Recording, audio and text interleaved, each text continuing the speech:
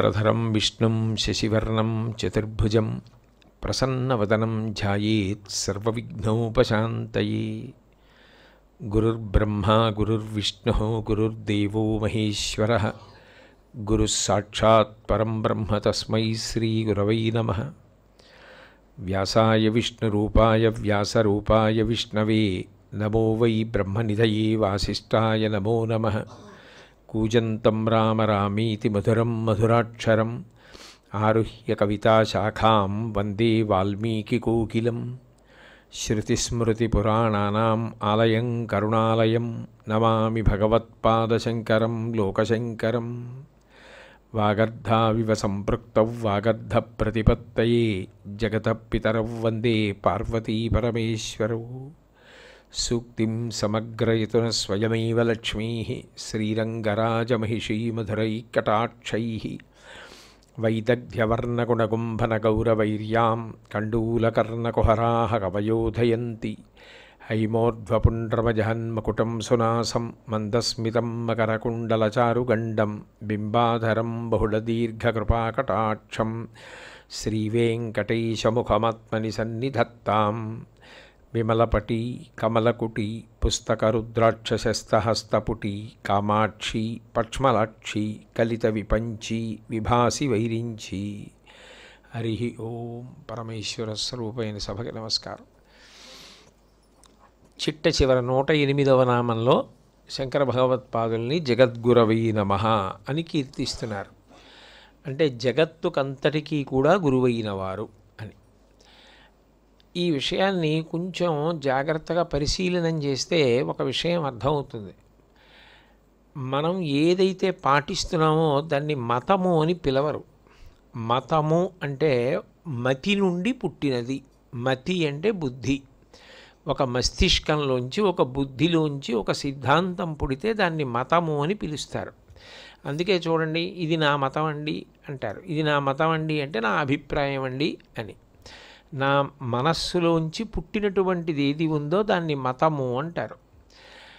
మనం పాటించేది ఏది ఉందో దాన్ని యథార్థమునకు మతము అని పిలవరు. దాన్ని సనాతన ధర్మము అని పిలుస్తారు. సనాతన అన్న మాటకు అర్థం ఏమిటంటే దానికి ఎప్పుడు సృష్టి ఎప్పుడు మొదలైంది అన్నది చెప్పడం సాధ్యం కాకపోతే సనాతనము అని పిలుస్తారు. నిజానికి ఆ మాట ఎవరికి అన్వయం అవుతుంది అంటే ఈశ్వరుడికి అన్వయం అవుతుంది. ఎందుకనంటే ఈశ్వరుడి యొక్క పుట్టుక ఎవరికి తెలుసు? ఎవ్వని చేజనించు జగం ఎవ్వని లోపల నుండి లీనమై ఎవ్వని ఎందుడిందు పరమేశ్వరుడెవ్వడు మూల కారణం బెవ్వడనాది మధ్యలయుడెవ్వడు సర్వము తానయైన వాడెవ్వడు వాని ఆత్మభౌ ఈశ్వరునే శరణంబు వేడదన్నంటారు గజేంద్ర మోక్షణంలో. ఆయనకి సృష్టి, కొన్నాళ్ళు ఉండడం, కాలగతి పొందడం ఇటువంటివి భగవంతుడికి అన్వయం కావు. ఆయన ఈ సృష్టికి ముందున్నాడు, ఈ సృష్టి తర్వాత ఉంటాడు. భగవంతుడు కాలంలో వచ్చినవాడు కాడు, కాలంలో వెళ్ళిపోయేవాడు కాడు. కాలం ఆయనలోంచి వచ్చింది. నిజానికి ఆయన అడుగు తీసి అడుగు వేస్తే అది కాలం. కాలంబు గతి అంటారు పోతన గారు భాగవతంలో. భగవంతుని యొక్క నడక కాలమవుతుంది. అందుకే కాలమునకు సంకేతమైన సూర్యచంద్రులు ఇద్దరూ కూడా మీరు భగవత్పరంగా చెప్పినప్పుడు సనాతన ధర్మంలో భగవంతుడికి ఆభరణములు అవుతారు. మనందరినీ సూర్యచంద్రులు కాలరూపంలో గ్రసించేస్తారు. సూర్యోదయ సూర్యాస్తమయాలు, చంద్రోదయ చంద్రాస్తమయాలు అవుతుంటే కాలం నడిచి వెళ్ళిపోతుంది. కాలం వెళ్ళిపోతుంటే శరీరం కూడా పడిపోతుంది. కాలంలో ఎప్పుడప్పుడు కాలంలో వచ్చింది, పుట్టిన తేదీ ఉంది, కాలంలో పడిపోయింది, మరణ తేదీ ఉంది. కానీ ఆ కాలము ఈశ్వరుడికి ఆభరణము. కాలము ఆయనలోంచి వచ్చింది. ఆయన వద్దన్నప్పుడు అది ఆగిపోతుంది. అందుకనే మహాప్రళయం తర్వాత ఇక కాలము యొక్క అవసరం ఉండదు. కాబట్టి సూర్యచంద్రుల ప్రకాశం కూడా ఉండదు. నత్ర సూర్యోభాతి చంద్రతారకం నేమా విద్యుతో భాంతి కుతో యమగ్ని త్వమేవ భాంతమనుభాతి సర్వం తస్య భాసా సర్వమిదం విభాతి. ఆయన ఒక్కడే ప్రకాశిస్తూ ఉంటాడు. అంటే కాలము కూడా ఆయనకి ఆభరణమై ఉంటుంది. అందుకే అమ్మవారి గురించి చెప్తూ లలితా సహస్రనామ స్తోత్రంలో సూర్యచంద్రులిద్దరూ కూడా పరదేవతకు చెవితాటంకములై ఉన్నారు అంటారు. కాబట్టి తాటంకయుగళీభూత తపనోడుపమండల అంటే తనకి ఆభరణములైనవి తననేం చేస్తాయి? కాలం మనని తినేస్తుంది తప్ప అమ్మవారికి అవి ఆభరణాలు, పరమశివుడికి అవి ఆభరణాలు. కాలమునకు కారణమైన సూర్యచంద్రులిద్దరూ ఆయనకి కళ్ళు. వందే శంభుమమాపతిం సరగురుం వందే జగత్కారణం వందే పన్నగభూషణం మృగధరం వందే పశూనాం పతిం వందే సూర్య శశాంక వహ్ని నయనం అంటారు. సూర్యుడు, చంద్రుడు, అగ్ని ఆయనకు నేత్రములు. అట్లాగే విష్ణువు గురించి చెప్పారనుకోండి, క్షీరోధన్వత్ ప్రదేశే శుచిమణి విలసత్సైకతే మౌక్తికానాం మాలా క్లప్తా సనస్థ స్ఫటికమణినిభైర్మౌక్తికైర్మండితాంగ శుభ్రైరభ్రైరదభ్రైరుపరి విరచితైర్ముక్త పీయూషవర్షై ఆనందీన పునీయాత్తరి నళినగదాశంఖపాణిర్ముకుంద భూః పాదౌ యస్య నలభి సూర్యచంద్రౌ చ నేత్రే. ఆయనకి సూర్యచంద్రులిద్దరూ నేత్రములు అయినప్పుడు సూర్యచంద్రులు విష్ణువుకి చెప్పండి నేత్రములే, శివుడికి చెప్పండి నేత్రములే, అమ్మవారికి చెప్పండి కర్ణాభరణములే. వాళ్ళకవి ఆభరణములయ్యున్నప్పుడు వాళ్ళని అవి ఏం చేస్తాయి అంటే కాలము భగవంతుడికి వశపడి ఉంటుంది. కాబట్టి ఆయన ఎప్పుడున్నాడు ఎప్పుడు లేడు ఈ మాట ఉండదు. సృష్టి లేనప్పుడు ఆయన ఉన్నాడు, సృష్టి వచ్చినదే ఆయన నుంచి. ఆయన సనాతనుడు, ఆయన ఎప్పుడూ ఉంటాడు. అది సనాతన అన్న మాటకు అర్థం. ఆయన ఊపిరి ఆయన ఉన్నాడు అనడానికి గుర్తు. నేను ఊపిరి ఎంతకాలం తీస్తానో అంతకాలం నేనున్నానని గుర్తు.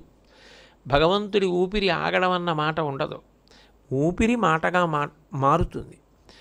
ఊపిరి తీసి విడిచిపెడుతూ దాన్ని మాటగా మారుస్తారు. భగవంతుని యొక్క ఊపిరి వాక్కుగా మారితే అది వేదం. ఆ వేదము ప్రమాణము. అంటే ఈశ్వరుడు ఎప్పుడున్నాడో వేదం కూడా అప్పుడే ఉంది. అనంతావై వేదాహ. వేదములు ఎన్ని అంటే చెప్పడం సాధ్యం కాదు. అవి ద్రష్టలై ఋషులు విని లోకానికి అందించారు. అటువంటి వేదము ప్రమాణము. అంటే భగవంతుడు ఎంత సనాతనుడో మనం పాటించేటటువంటి ధర్మం కూడా అంత సనాతనమైనది.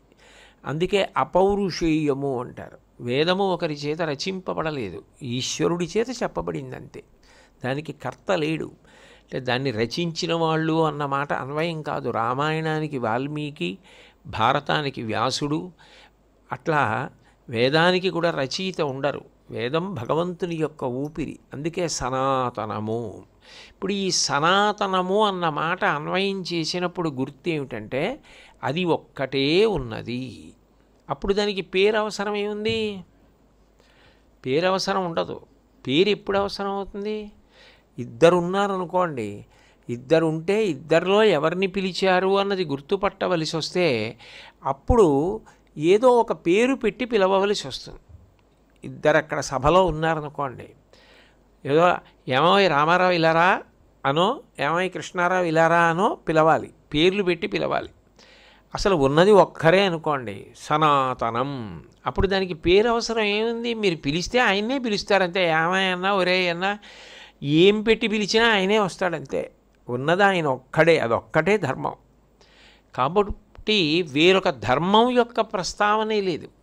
అటువంటి సనాతనమైన ధర్మము ఏది ఉన్నదో దానికి ప్రమాణమైనటువంటి వేదాన్ని ప్రమాణంగా తీసుకొని, మొత్తం వేదాన్ని ప్రమాణంగా తీసుకుని మాట్లాడిన వాళ్ళు ఎవరు అంటే శంకర భగవత్పాదులు ఒక్కరే.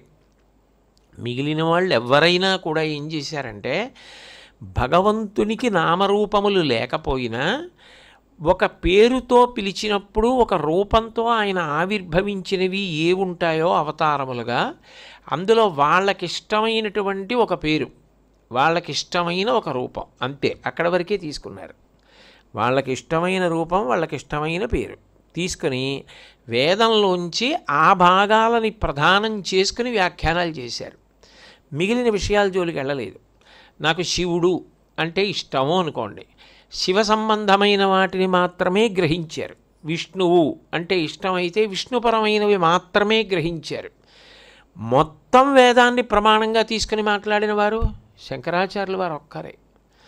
అప్పుడు వేదము ఎవరికి ప్రమాణము అంటే నిజానికి వేదం ఒక్కటే ఉన్నది ఒకప్పుడు. అది జగత్తుకు అంతటికీ ప్రమాణము. జగత్తుకి అంతటికీ ప్రమాణమైన వేదాన్ని ప్రమాణంగా తీసుకుని మొత్తం వేదం మీద మాట్లాడిన వారు శంకరాచార్యులు వారు ఒక్కరే. కాబట్టి ఆయన జగద్గురువు. అట్లా మాట్లాడకుండా ఆయన జగద్గురువు ఎలా అని అడిగే అధికారం ఎవరికి ఉంటుంది? ఆయన ఒక్కరే వేదం మొత్తాన్ని ఆధారం చేసుకుని వేద ప్రమాణాన్ని చేసుకుని మాట్లాడింది శంకర భగవత్పాదులు ఒక్కరే. అందుకని శంకరాచార్యుల వారికి జగద్గురువు అన్న నామం అన్వయమైంది. రెండవ విషయం ఏమిటి అంటే, శంకరాచార్యుల వారు స్థాపించినటువంటి అద్వైత సిద్ధాంతం మొట్టమొదట ప్రతిపాదింపబడింది. అద్వైత సిద్ధాంతం తర్వాత కొన్ని సిద్ధాంతాలు వచ్చాయి. ఏదో విశిష్టాద్వైత సిద్ధాంతం వచ్చింది, ద్వైత సిద్ధాంతం వచ్చింది. మీరు లోకంలో చూడండి, ఒకరు ఒక రాజ్యాన్ని నిర్మాణం చేశారనుకోండి, వేరొకరు వచ్చి రాజ్య నిర్మాణం చేసినప్పుడు ఈ రాజ్యం ఉండొచ్చు, ఉండకపోవచ్చు. ఈ రాజ్యాన్ని వేరొకరు ఆక్రమించేసి ఈ రాజ్యానికి బదులు ఆ రాజు యొక్క రాజ్యం వచ్చేసేయచ్చు పరిపాలనలో. కానీ శంకరాచార్యుల వారు అద్వైత సిద్ధాంతం ప్రతిపాదన చేసిన తరువాత వచ్చిన ఏ సిద్ధాంతము వలన శంకరుల సిద్ధాంతం చెదిరిపోలేదు. శంకర సిద్ధాంతం అలాగే నిలబడిపోయింది. అట్లాగే నిలబడిపోయింది. శంకరుల సిద్ధాంతం ఆదర్శంగా మోక్షం పొందిన వారు ఎందరో మనకి ప్రత్యక్షంగా తెలుసు. భగవాన్ రమణుల యొక్క ఆత్మజ్యోతి అందరూ చూస్తుండగా అరుణాచలానికి గిరి ప్రదక్షిణం చేసి ఆ అరుణాచలం కొండలోకి వెళ్ళిపోయింది.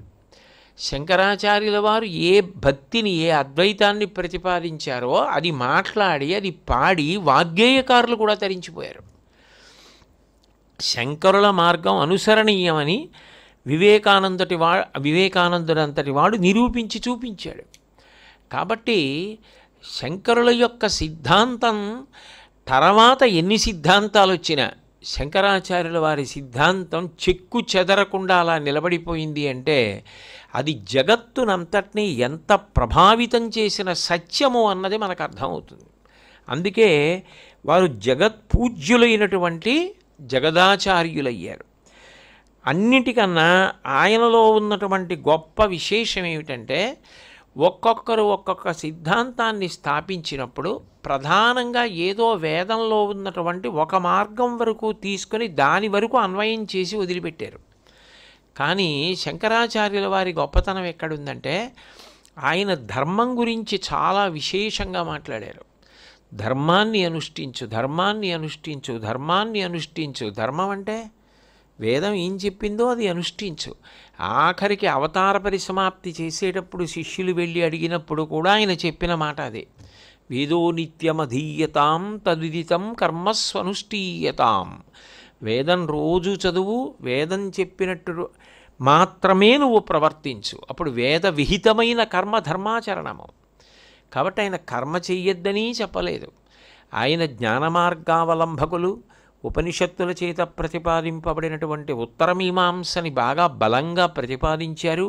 అందామంటే కర్మ లేకుండా జ్ఞానం వచ్చే అవకాశం లేదు, నువ్వు కర్మ చేయవలసిందే. కర్మ చెయ్యకుండా కూర్చోవడం ఎవరికీ సాధ్యం కాదు. కాబట్టి కర్మ చెయ్యాలి. కానీ చేసే కర్మ ఉత్సాహంగా ఉండాలి, సంతోషంగా ఉండాలి, వేద విహితమై ఉండాలి. అప్పుడు ఆ కర్మ నువ్వు చేస్తున్నదైనా చెయ్యనిదైపోయింది. నీటి మీద వ్రాసిన వ్రాత ఎలా నిలబడదో, కర్మ చేస్తున్నాడు కానీ ఆ కర్మ ఆయనని బంధించదు. సరికదా, ఆయన విడుదల పొందడానికి ఆ కర్మ కారణమైపోతూ ఉంటుంది.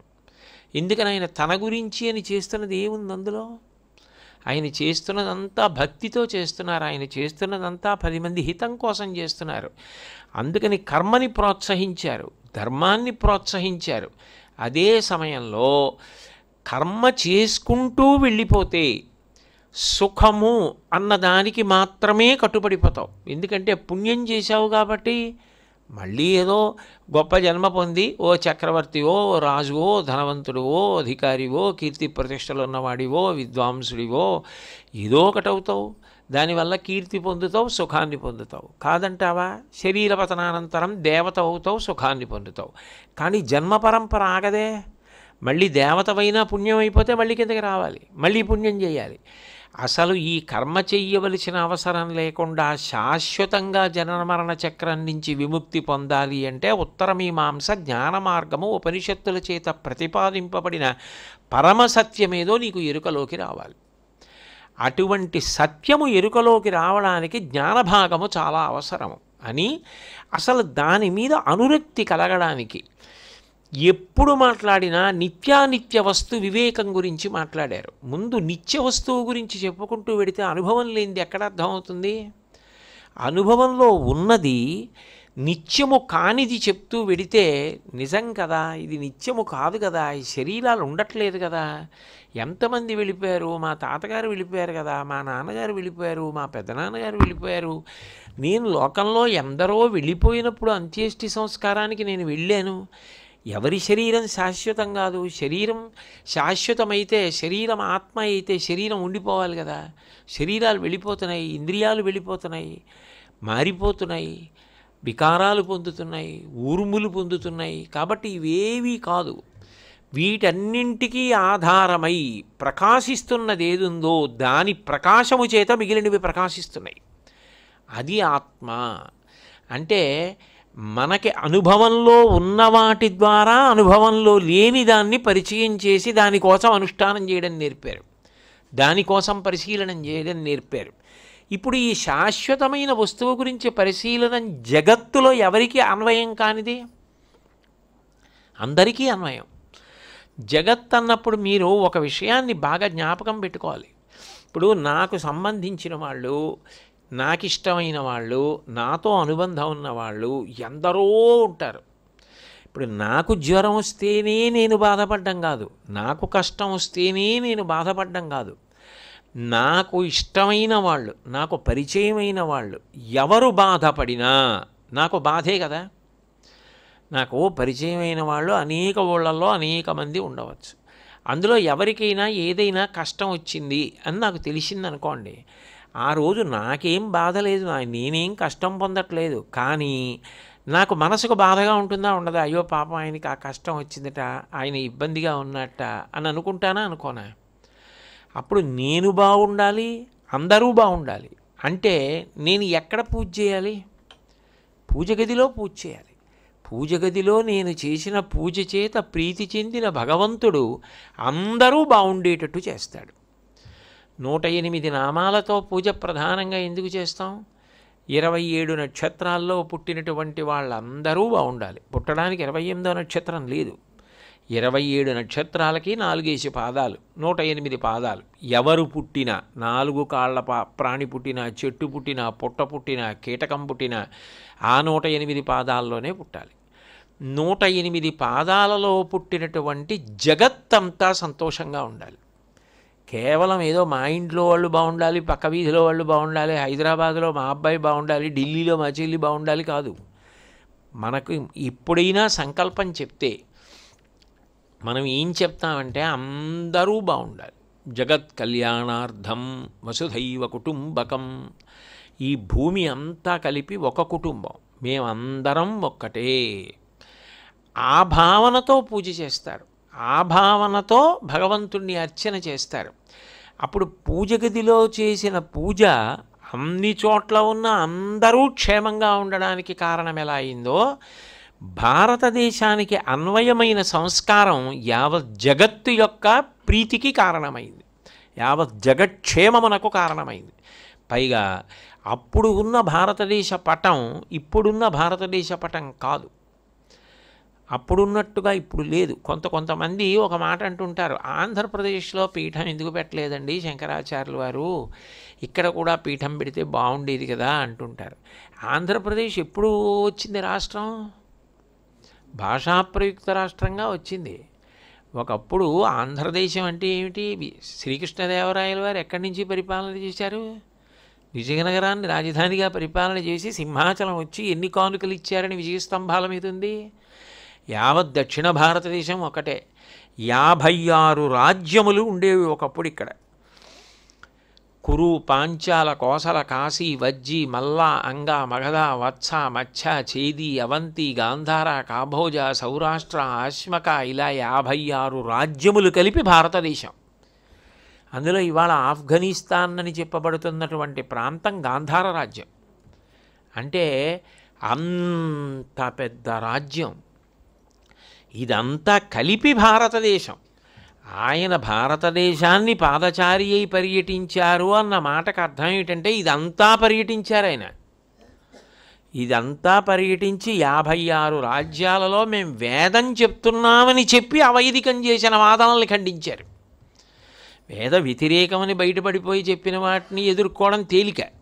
అబ్బెబ్బే మేము వేదం ఏం చెప్పిందో అదే చెప్తున్నామండి, మేము వేదం ఎలా చెప్తుందో అలాగే ఉంటున్నామండి, మేము కూడా సనాతన ధర్మంలో వాళ్ళమేనండి అని చెప్పి వేదం అంతా అక్కర్లేని వాళ్ళు చాలామంది వచ్చారు. అప్పుడు వాళ్ళ యొక్క యథార్థ స్వరూపాన్ని బయటపెట్టి వేదం పరిపూర్ణంగా ఆవిష్కృతమయ్యేట్టు చేసింది శంకర భగవత్పాదులు ఒక్కరే.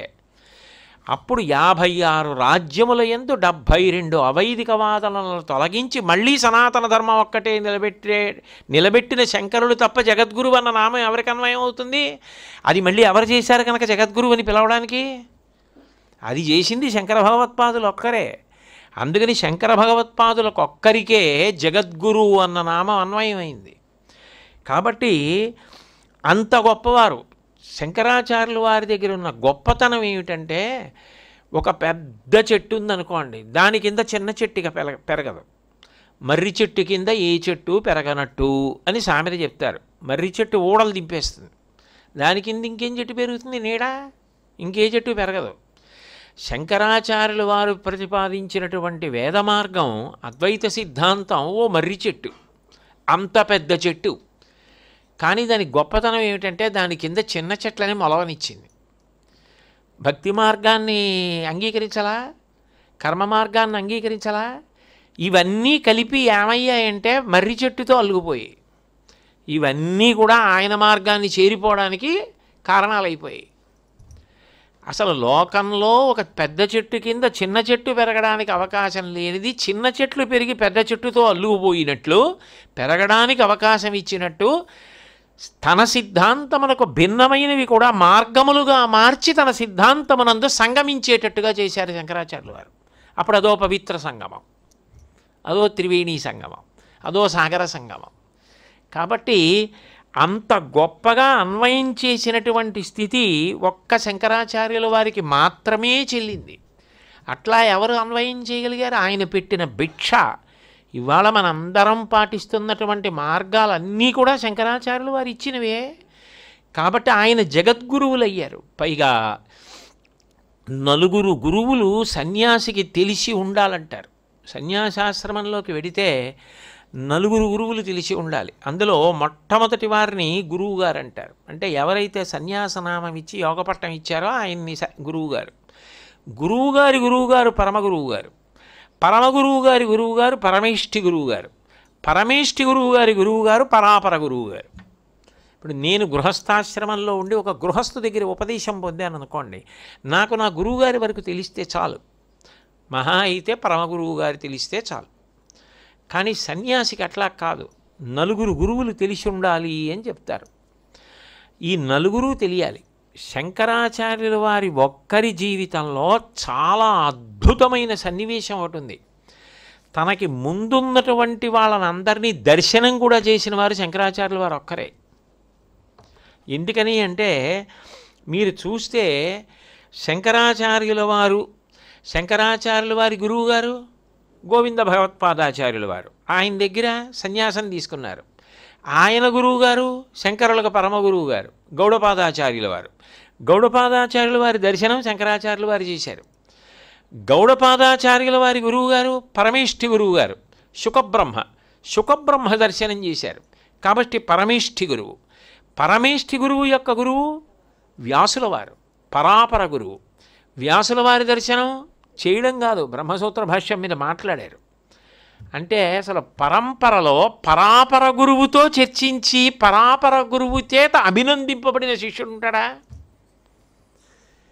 అంటే శంకరాచార్యుల వారి యొక్క ప్రజ్ఞా విశేషాలని గురువు ఒక్కరు కాదు పెంచుకోవడం.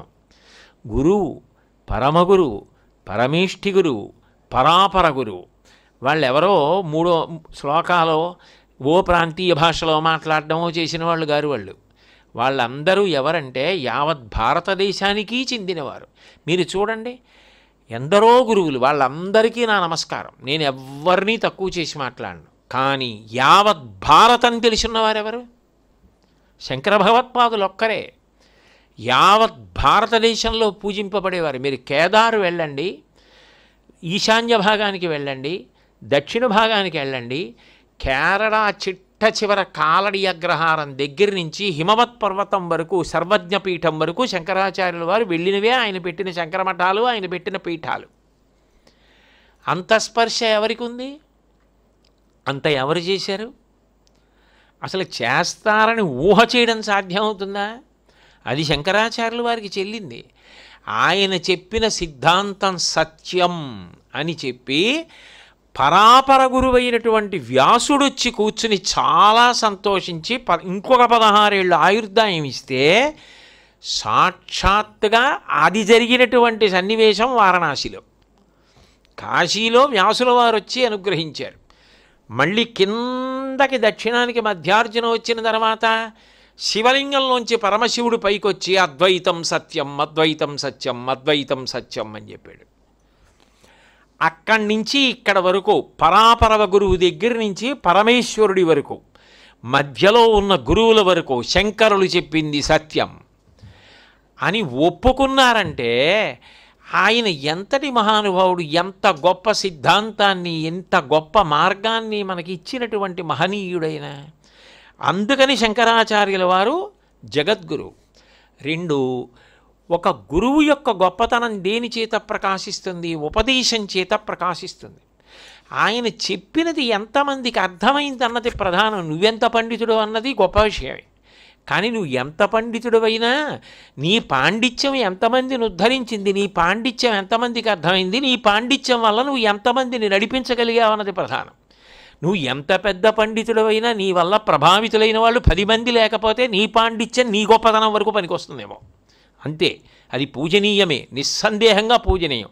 ఉపకారం మాత్రం అక్కడ నిలబడిపోయిన నీటి చెరువు కన్నా పిల్లకాలువల ఏరులై ప్రవహించినది నిస్సందేహంగా గొప్ప. అలా ప్రవహించింది ఎవరిది? శంకరాచార్యుల వారిది. అసలు ఆయన యొక్క కవితా ధార వెళ్ళని క్షేత్రం ఎక్కడుంది?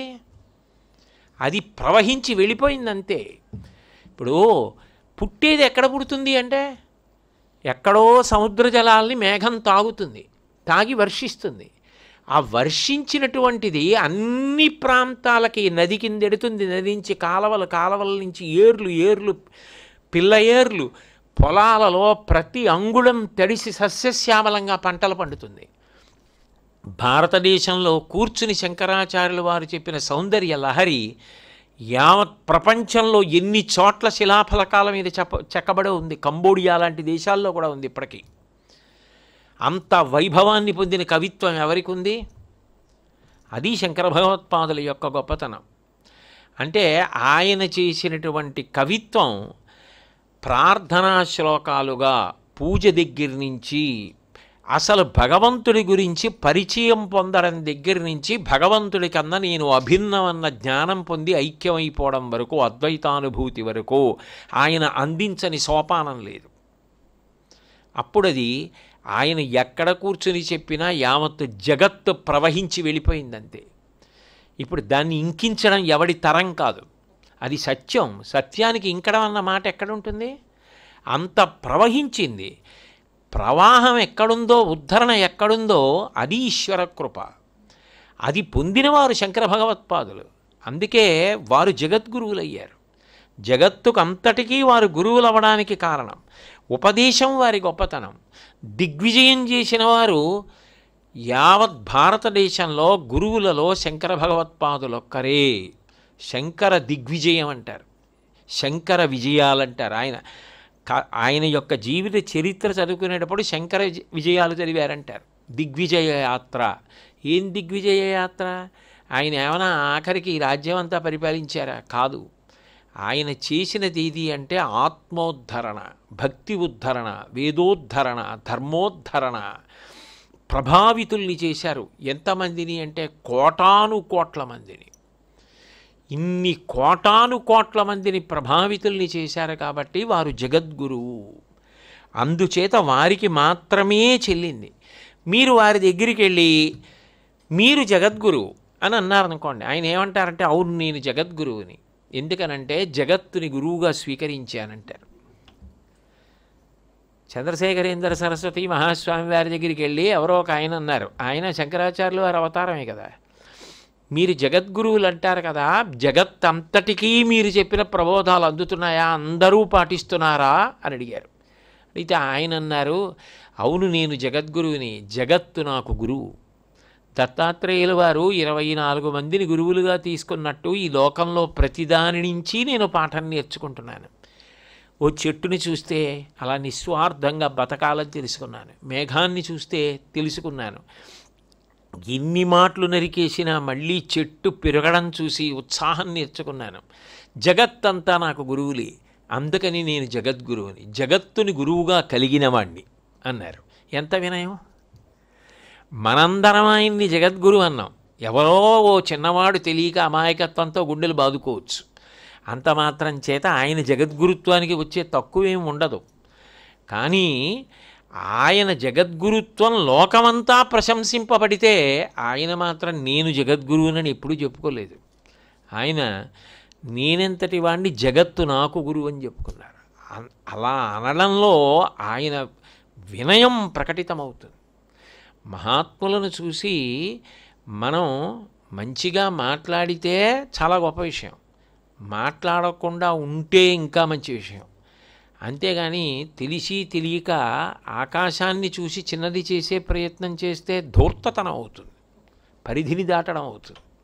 కాబట్టి శంకర భగవత్పాదుల వంటి మహాపురుషుల గురించి వేరొక మాట మాట్లాడడం అంటే ఎంత సాహసం! ఒక్క శ్లోకం రాయగలమా ఆయనలాగా? ఏమొచ్చిన శంకరాచార్యుల వారి గురించి ఆయన పాదాలు తలుచుకుంటే చాలు, ఆయన పాద ధూళి తల మీద వేసుకుంటే చాలు, అంతటి మహానుభావుడు.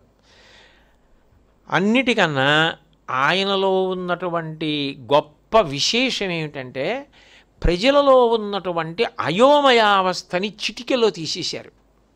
షణ్మత స్థాపనాచార్యుల వారై మీరందరూ కూడా ఈ 6గురిలో ఎవరిని పూజ చేసినా మోక్షాన్ని పొందుతారు అని గాణాపత్యం విఘ్నేశ్వరుణ్ణి చేయొచ్చు, కౌమారం సుబ్రహ్మణ్యుణ్ణి చేయొచ్చు, అట్లాగే శాక్తేయం అమ్మవారిని పూజించవచ్చు, శైవం పరమశివుణ్ణి పూజించవచ్చు, వైష్ణవం విష్ణువుని పూజించవచ్చు, సౌరం సూర్యుణ్ణి పూజించవచ్చు, ఎవరినైనా పూజించవచ్చు.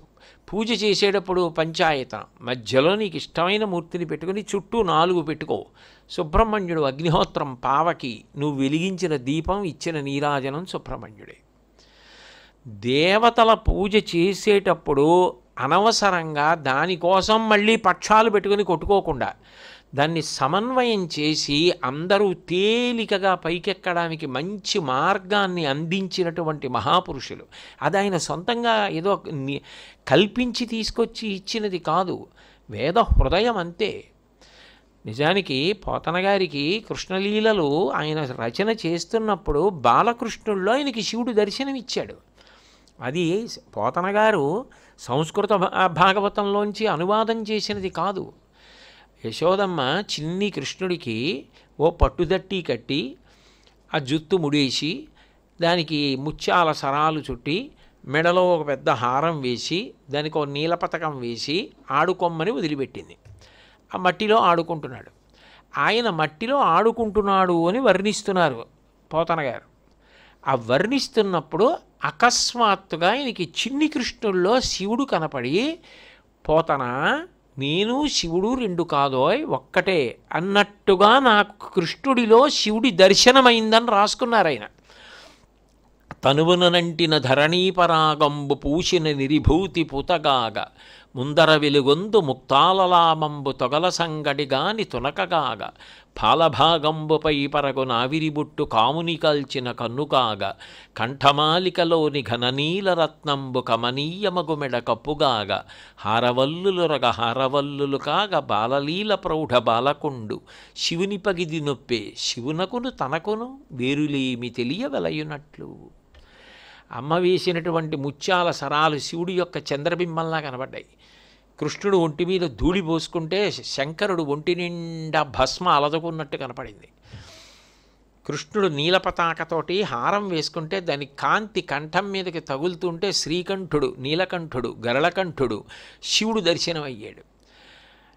నాకు కృష్ణుడికి తేడా లేదోయ్ పోతనా అని నాకు కృష్ణుడిలో శివుడు కనపడి చెప్తున్నాడా అన్నట్టుగా అనిపించిందని పద్యరచన చేశారు పోతన గారు. శ్రీకృష్ణ కర్ణామృతంలో లీలాశకుడు అదే చెప్పాడు.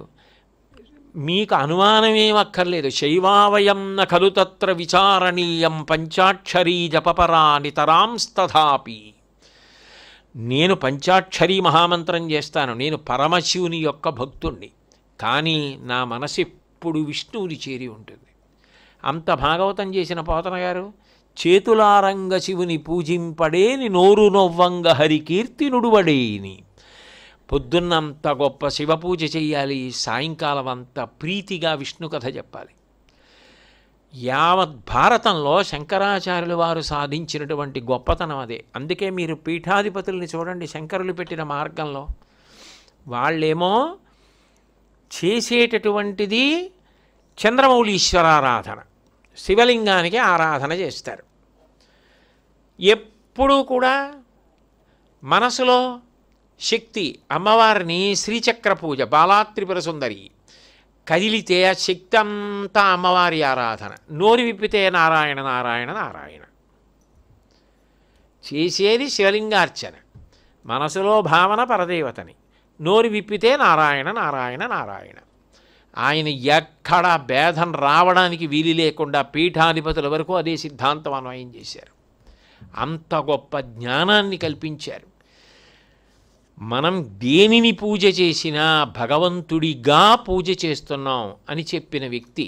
శంకరాచార్యుల వారి యొక్క సిద్ధాంత వైభవం ఎక్కడుంది అంటే, నేను కోటేశ్వరరావు, నేను ఈ శరీరం, నా భార్య, నా పిల్లలు, ఏం తప్పులేదోయ్ అలా అనకుండా ఎలా ఉంటావు? అలా అనకుండా ఉంటే జ్ఞానం వచ్చేసినట్టు. మొదట అలాగే అంటారు, ఏం బెంగెట్టుకోకు, నువ్వు చెప్పింది నిజం, కానీ ఇంకొంచెం పైకి ఎక్కువ. కోటేశ్వరరావు కోటేశ్వరరావు అని పేరు పెట్టారని చెప్తున్నావే, ఆ పేరు ఎవరు పెట్టారు? మా నాన్నగారు పెట్టారు. ఎప్పుడు పెట్టారు? ఏదో నాకు 21వ రోజున పెట్టారు పేరు. 21 రోజులకు ముందు ఉందా లేదా శరీరం? ఉంది. అంతకుముందు ఎక్కడుంది? మా అమ్మగారి కడుపులో ఉంది. మీ అమ్మగారి కడుపులో అంతకు ముందుందా? 9 నెలలు రావడానికి ముందుందా శరీరం? లేదు. మరి నువ్వు ఎక్కడి నుంచి వచ్చావు? ఎలా వెళ్ళావు అందులోకి? వచ్చి ఇప్పుడు నేను అంటున్నావే, ఇది పడిపోయాక ఎక్కడికి వెడతావు? మరి దానికి ప్రయాణం ఉందిగా. ఎన్నో ఆలోచిస్తావుగా, అక్కడికి వెళ్ళా, ఇక్కడికి వచ్చా, ఇక్కడ ఇది సంపాదించా, అది సంపాదించా అంటున్నావుగా. ఈ ప్రయాణం ఏమైనా ఆలోచించావా? ఇక్కడి నుంచి ఎక్కడికి వెడతావో, ఎక్కడి నుంచి వచ్చావో, ఇలా ఎన్నేళ్ళని ఎప్పటి నుంచి తిరుగుతున్నావో, ఎన్ని శరీరాలు పుచ్చుకున్నావో, ఎన్ని శరీరాలు వదిలిపెట్టావో, ఎన్ని సంసారాలు చేశావో, ఏమైనా ఆలోచించావా అని మొదలుపెట్టి మెల్లగా తిప్పి ఆఖరికి ఏం చేశారంటే, నేను ఏదై ఉన్నానో దగ్గరికి తీసుకెళ్ళారు. మొట్టమొదటి అజ్ఞానం ఎక్కడంటే, ఇది నేను దగ్గర మొదలు పెట్టించి దాని దగ్గర నుంచే ప్రశ్న వేయిస్తూ వెనక్కి తీసుకెళ్ళి నేను అసలు ఏదై ఉన్నానో దగ్గర పూర్తి చేసేశారు. నేను ఏదై ఉన్నానో అనుభవంలోకి వచ్చేస్తే ఇంక అసలు ఏ బెంగా లేదు, అదొక్కడి తప్ప ఇంకోటి లేదు. కాబట్టి అక్కడికి తీసుకెళ్ళి ఇంకా నువ్వు నేర్చుకోవలసింది ఏమీ లేదు, నీకు తెలిసిపోయిందని నిలబెట్టారు. అది ఎవరినైనా ఒక్కళ్ళక నేర్పింది. ఆయన జ్ఞాని అంటే ఆయన కూడా కాళ్ళ మీద పడి నమస్కారం చేశారు. నువ్వు జ్ఞాని అయ్యే వరకు నువ్వు చేయవలసిన ఆచారం, నీ ధర్మం, నీ కర్తవ్యం, నువ్వు పాటించవలసినవి నువ్వు పాటించాలి. అది పాటించకుండా ఏదో నోటితో అన్నానని జ్ఞానం ఎలా అవుతుంది? నువ్వు ఎవరై ఉన్నప్పటికీ, ఏ వృత్తిలో ఉన్నప్పటికీ, ఏ పని చేస్తున్నప్పటికీ ఆ స్థాయికి పొందినవాడవైతే నా నమస్కారం నీకు, నువ్వు గురువువి, నీ మీద కాళ్ళ మీద పడిపోయారు కాశీలో. అది శంకరాచార్యుల వారి గొప్పతనం. అందరిలో ఉన్నది ఆత్మయే. అప్పుడు ఆయన చూసింది ఆత్మని. అంతకన్నా సమానత్వం ఎక్కడుంది? ఇంకా అంత గొప్పగా సమానత్వాన్ని చూశారు, అంత గొప్ప ఉపదేశం చేశారు. శంకరాచార్యుల వారి గొప్పతనం మీరు ఇంకొక కోణంలో పరిశీలిస్తే, ఆయన అసలు ఏ న్యాయం పాటించారు అంటే అర్థం కాదు మనకి. ఎందుకనంటే గురు శిష్యుల మధ్య 2 రకాలైనటువంటి న్యాయం చెప్తారు. ఒకటి మర్కట కిశోర న్యాయం, మార్జాల కిశోర న్యాయం అని రెండు న్యాయాలు ఉంటాయి. మర్కట కిశోర న్యాయం అంటే ఏంటంటే కోతి పిల్ల. కోతి పిల్లని పట్టించుకోదు, అదేదో కొమ్మ మీదకి వచ్చి కూర్చుంటుంది. ఆ కడుపుని పట్టుకుని ఉంటుంది కోతి పిల్ల. అది ఏం చేస్తుందంటే కోతిని వదిలేసి తల్లి కోతిని, అది కూడా కొమ్మ మీద కూర్చుంటుంది. కానీ అది అసలు తల్లి కోతి అది ఉంటుందా, ఏ క్షణంలో లేచిపోతుందో తెలీదు. ఆ తల్లి కోతి లేచిపోతుందన్న అనుమానం రాగానే ఎగిరెళ్ళి కడుపుని పట్టుకుంటుంది. అది అలా కొమ్మలు ఎగిరి వెళ్ళిపోతుంది. పట్టుకోవలసింది ఎవరు? పిల్ల. తల్లి కడుపు గట్టిగా పట్టుకోలేదనుకోండి, పడిపోతే తల్లికి ఏం సంబంధం లేదు, అది కొమ్మల మించి పోతూ ఉంటుంది. అక్కడ పిల్లది ప్రధానం, పిల్ల పట్టుకోవాలి గట్టిగా. మార్జాల కిశోర న్యాయంలో పిల్ల పట్టుకోదు, తల్లి పట్టుకుంటుంది. పిల్లల్ని ఎక్కడో పెడుతుంది. పిల్లి ఏదో వచ్చి చంపేస్తుందేమోనని అంత పదునైన పళ్ళున్నటువంటి పిల్లని మెడ దగ్గర పట్టుకుని గోడలెక్కినా గొందెలెక్కినా నొక్కకుండా, దానికి ఏ ఆపద రాకుండా అన్ని పిల్లల్ని క్షేమమైన చోట్లకు పట్టుకెళ్ళి పెడుతూ ఉంటుంది.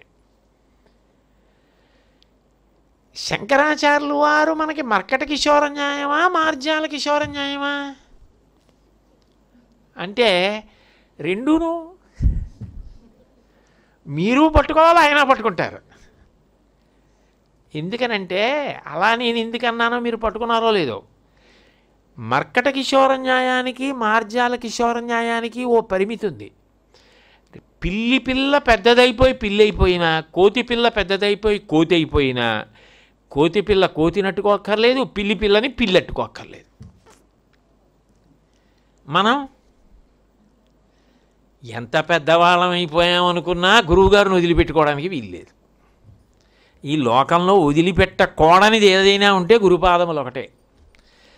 మీరు ఏమైనా అయిపోండి, ఎంత గొప్పవారైనా అయిపోండి, ఎంత అధికారైనా అయిపోండి, ఎంత ధనవంతులైనా అయిపోండి, శంకరాచార్యుల వారి పాదాలు వదిలేస్తారా? పిల్లి వదిలేస్తుంది పెద్దదైపోతే, కోతి పిల్ల వదిలేస్తుంది పెద్దదైపోతే. మొదట పట్టుకోవడానికి న్యాయమేమో, పెద్దవాళ్ళు అయిన తర్వాత అవి వదిలేస్తాయేమో, మనం వదిలేస్తామా? వదలం. నిజానికి ఈ జన్మలో కాదు, గురువుగారి దగ్గర పొందిన అనుగ్రహం జన్మాంతరములకు వెనకాతలు వచ్చి కాపాడుతూ ఉంటుంది. 2, పిల్లి వెళ్ళిపోయింది అనుకోండి, పిల్లి శరీరం వదిలేసింది, ఇంకా పిల్లకి రక్షణ అన్న మాట అన్వయం లేదు. తండ్రి గారు చనిపోయారు, ఇంకా తండ్రి గారి రక్షణ అన్నమాట అన్వయం లేదు. గురువుగారి శరీరం వదిలేశారు, కానీ గురువుగారి రక్షణ లేకపోవడం అన్నమాట లేదు. గురు తేజస్సు కాపాడుతూనే ఉంటుంది. శంకరాచార్యుల వారి శరీరం లేకపోవచ్చు, శంకరాచార్యుల వారి తేజస్సు అలాగే ఉంటుంది, అది కాపాడుతూనే ఉంటుంది. దానికి ప్రబల ఉదాహరణ ఏమిటో తెలుసా?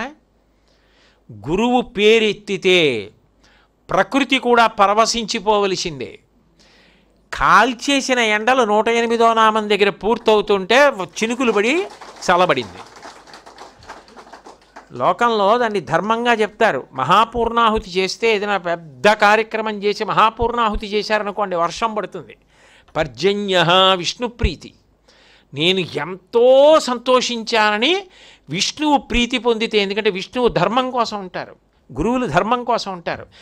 నేను ఎంతో ఆనందపడ్డాను అని చెప్పవలసి వస్తే పొడమి చల్లబడిపోయి వాన చినుకులు పడతాయి. అకాలంగా ఋతువు కాని ఋతువులో నిన్న రాత్రి వరకు పొద్దుటి వరకు కాల్చేసింది 108వ నామం చెప్పడానికి వచ్చేటప్పటికి చల్లగా అయిపోయింది వానపడి. ఉన్నారు శంకరాచార్యుల వారనడానికి, ఉన్నారు చంద్రశేఖరేంద్ర సరస్వతి మహాస్వామి వారనడానికి, గురువుల్ని పట్టుకుంటే 33 కోట్ల మంది దేవతలు ప్రసన్నులవుతారనడానికి ఇంకింతకన్నా ఉదాహరణ నేను మీకు ఏం చూపించగలను? నేనేదో నామం చెప్పగలనేమో, కానీ నాకు వచ్చినంతలో వచ్చిరానివాడు, ఓ చేతకానివాడు భక్తితో చెప్పడానికి కూర్చుంటే అంత సంతోషిస్తే, నిజంగా మనం నమ్మకంతో ఇంకా ముందుకెళ్ళగలిగితే ఆయన మనకి ఏమి ఇవ్వరు శంకరాచార్యులు వారు. కాబట్టి శంకరులని పట్టుకునేటప్పుడు ఆయన మనని పట్టుకుంటారు. ఎందుకంటే ఆయన అంత వాంగ్మయం ఇచ్చారు. పట్టుకునేవాడే లేకపోతే ఆయనకి బెంగగా ఉండదు. ఎందుకు అవతారం తీసుకున్నట్టు, ఎందుకు కష్టపడ్డట్టు. ఒక్క సౌందర్యలహరి శ్లోకం వచ్చినవాడు లేడు ఇవాళ, ఒక శివానందలహరి శ్లోకం వచ్చినవాడు లేడు. నేను ఇన్ని పుస్తకాలు ఇచ్చాను, 5 పుస్తకాలు లేవు ఎవరింట్లో. అని ఆయన బాధపడతారు. అప్పుడు ఆయన మనని పట్టుకుని ఏం చేస్తారంటే, కాదురా నాన్న నేర్చుకోరా అని చెప్పి ఆయనే శిష్యుల్ని కూర్చోబెట్టుకుంటారు. ఎందుకంటే శిష్యులు పెరగాలని ఓ హోమం చేస్తారు. అది ఉంది లోకంలో, అవంతి హోమం అని అదో హోమం చేస్తారు. ఎందుకంటే శిష్యులు పెరుగుతున్నారనుకోండి ధర్మం పెరుగుతుంది. ప్రబోధం వింటున్నారనుకోండి, మంచి విషయాలు చదువుతూ గురువుల మీద భక్తి ఏర్పడితే ధర్మం ఏర్పడుతుంది. అందుకని అవంతి హోమం చేస్తారు. నిజానికి పూర్వం ఏం చేసేవారంటే, పాఠశాలలు తెరిచి విద్య ప్రారంభం అయ్యే ముందు ఆ హోమాలు చేసేవారు. ఎందుకంటే శిష్యులందరూ కూడా ధార్మికంగా చదువు నేర్చుకుంటే శక్తి వస్తుంది. ఇప్పుడు డాక్టర్ అయ్యాడు అనుకోండి, ఒళ్ళు కోసేసే అధికారం వచ్చింది. మీరు ఎవరినన్నా పక్కన కూర్చుంటే ఓ బ్లేడో ఓ చాకో పెట్టి ఇలా అన్నారనుకోండి, అదో పెద్ద నేరం. డాక్టర్ గారికి వస్తే ఉపకారం, డబ్బిచ్చి మరీ కోయించుకుంటాం. ఎందుకని ఆయన చేసేది ఏదైనా మనకి శరీరానికి రక్ష చేయడానికి కోస్తున్నారు. ఇప్పుడు నా ఒంటి మీద ఎవరైనా ఏమైనా చేస్తారేమో అని అనుమానం ఉంటే నిద్ర వచ్చేస్తున్నా నేను కళ్ళు పడిపోకుండా జాగ్రత్తగా ఉంటాను. వైద్యుడి మీద ఎంత నమ్మకం?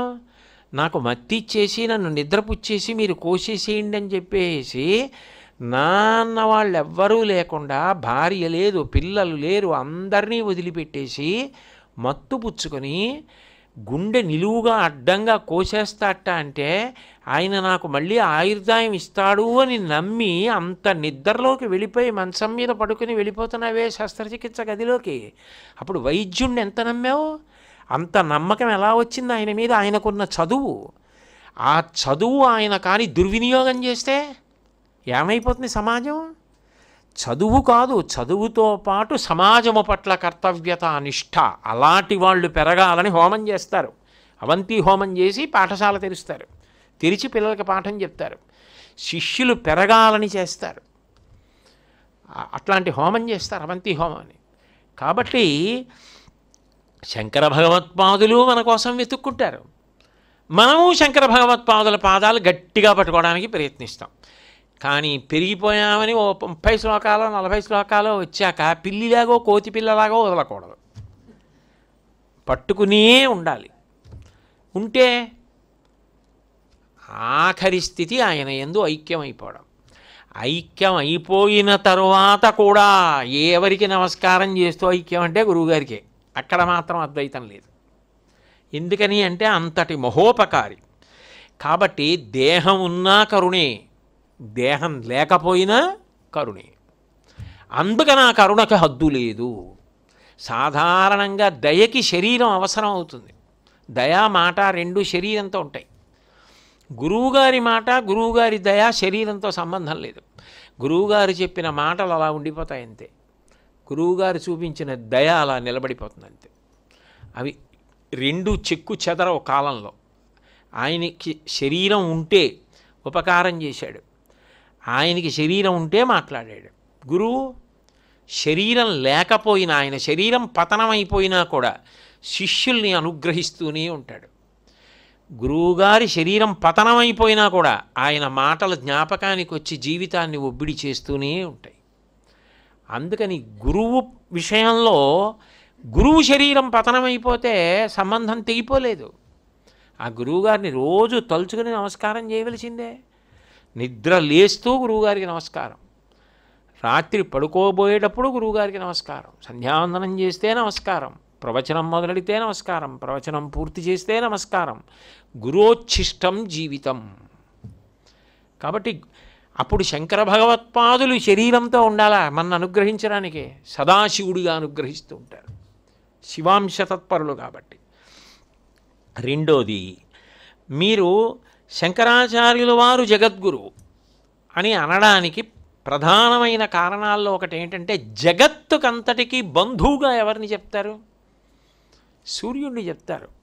జగచ్చక్షువు జగద్బంధువు అని. ఎందుకని అంటే సూర్యకిరణములు జగత్తులో పడని ప్రదేశం ఉండదు, అన్ని చోట్ల పడతాయి సూర్యకిరణాలు. ఒకవైపు ఒకసారి పడితే ఇంకోసారి ఇంకో వైపు పడవచ్చు. ఇక్కడ చీకటి అయినప్పుడు అమెరికాలో పగలవచ్చు, అమెరికాలో పగలప్పుడు ఇక్కడ రాత్రి కావచ్చు. మొత్తం మీద జగత్తు మీద సూర్యకిరణాలు పడతాయి.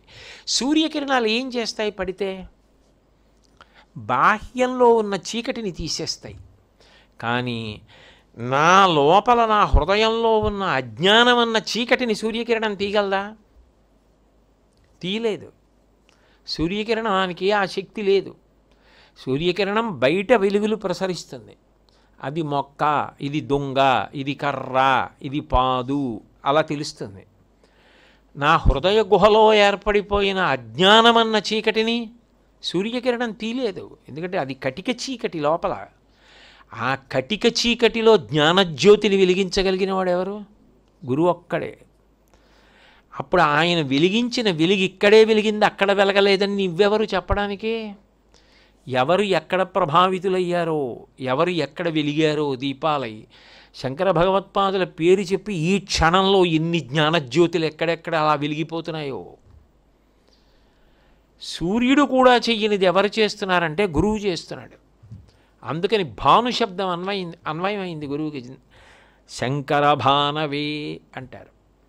కాబట్టి జగత్తునంతటినీ సూర్యుడు ప్రకాశింపచేస్తే అందరి హృదయాలలో ఉన్న అజ్ఞానపు చీకట్లని జగద్గురువు తొలగించారు. అందుకని శంకరాచార్యులు వారి జగద్గురువు. ఇప్పటికీ శాస్త్రవేత్తలు కూడా ఆయన పేరు చెప్తే 2 చేతులు ఎత్తి నమస్కరించారు. మీకు ఎప్పుడైనా నేను ప్రత్యేకంగా ఒకరోజు అవన్నీ చదివి వినిపిస్తా ఎంతమంది శాస్త్రవేత్తలు ఆయన గురించి మాట్లాడారు. సూర్యుడి యొక్క కిరణాల్లో ఇబ్బంది ఉంటుంది, వేడి ఉంటుంది. సూర్యకిరణముల వేడి తట్టుకోవడం కష్టం. గ్రీష్మ ఋతువు వచ్చిందనుకోండి, మధ్యందిన మార్తాండుడు అంటాం. మధ్యాహ్నం అయిన తర్వాత ఏదైనా పనున్నా ఇంకో అరగంట సేపు అలా తిరుగుదామంటే ఉండదు. కానీ గురువుగారు ఎప్పుడు మాట్లాడనివ్వండి, ఏది మాట్లాడనివ్వండి, చంద్రకిరణాల్లో ఉంటుంది. అంత చల్లగా ఉంటుంది, అంత జ్ఞాపకం ఉండిపోతుంది, అంత అమృతంలా ఉంటుంది. గుర్తొస్తూ ఉంటే సంతోషంగా ఉంటుంది, ఊరటగా ఉంటుంది. ఆయన దర్శనం అంత ప్రసన్నంగా ఉంటుంది. సూర్యుడు అస్తమానం అలా ఏమి ఉండడు, చాలా వేడిగా ఉంటాడు.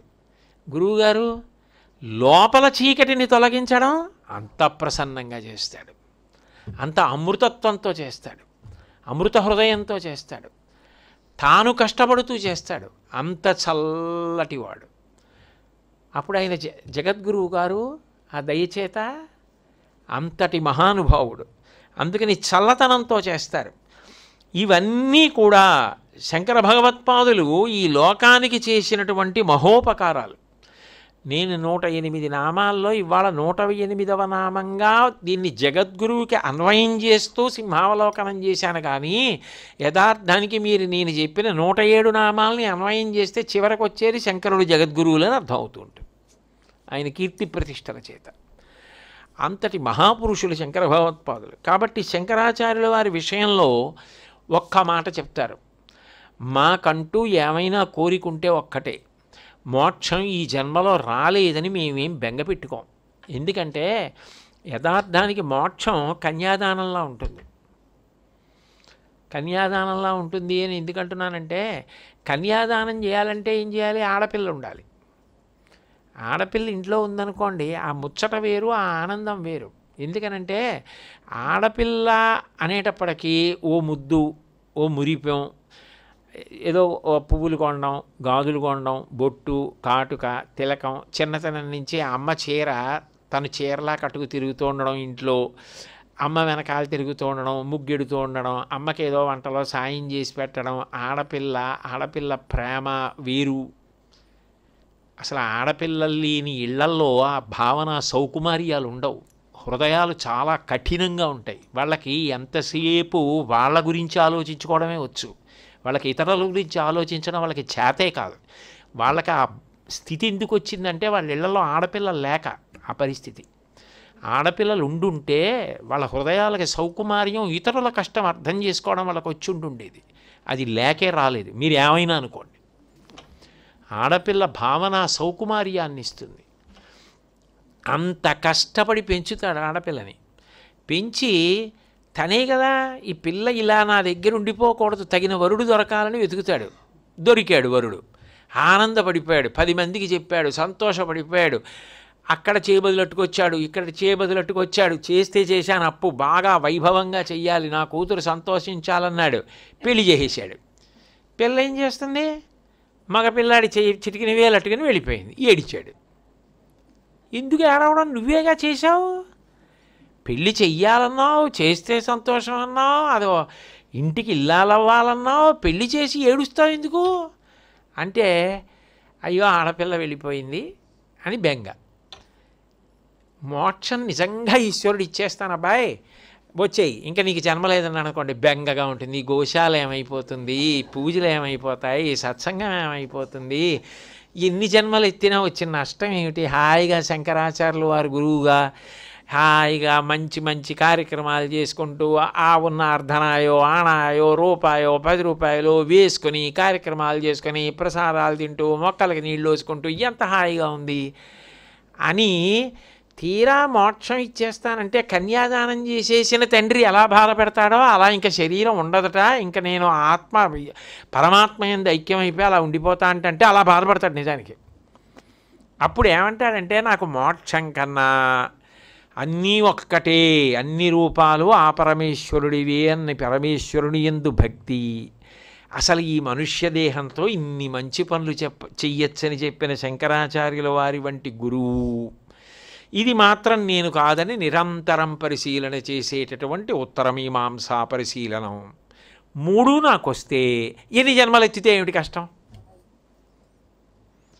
ఇది నేనన్న వ్యామోహం లేకుండా ఉండడానికి ఉత్తరమీమాంస ఉంది, అది పరిశీలనం చేస్తుంటా, అదే శరీరమీమాంస.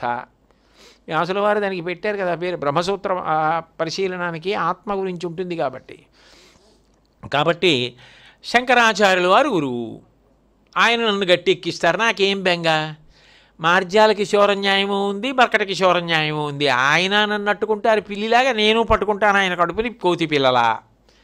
కాబట్టి ఎప్పుడూ మొత్తానికి అటు ఇటు పట్టుకునే తిరుగుతూ ఉంటాను, పెద్దయినా పట్టుకుంటాను, ఎప్పుడూ పట్టుకుంటాను. ఏమిటి బెంగ నాకు మోక్షం లేకపోతే? ఇప్పుడు ఇలా ఎన్ని జన్మలు ఎత్తినా నాకేం బెంగలేదు ఈశ్వర, కానీ శంకరాచార్యుల వారిని మాత్రం గురువుగా నాకు ఈ చాలు అని ఒక గొప్ప శ్లోకం చెప్తారు. శాస్త్రం శరీరమీమాంస, నేను ఎప్పుడూ శరీరమీమాంస చదువుతూ ఉండాలి. అంటే ఇది కాదు శాశ్వతం, ఆత్మ శాశ్వతం అన్నది నాకు ఎరుకలో ఉండాలి. దేవస్తు పరమేశ్వర, అన్ని మూర్తులు ఆయనే అని భేదబుద్ధి లేకుండా పరమేశ్వర భక్తి. ఆచార్య శంకరాచార్య, నాకు ఆచార్యుడిగా గురువుగా శంకర భగవత్పాదులు ఉండాలి. సంతు జన్మని జన్మని, ఎన్ని జన్మలు ఎత్తినా నాకేం బెంగలేదు, నాకు మాత్రం ఇది కావాలి. ఇలా ఇస్తావా?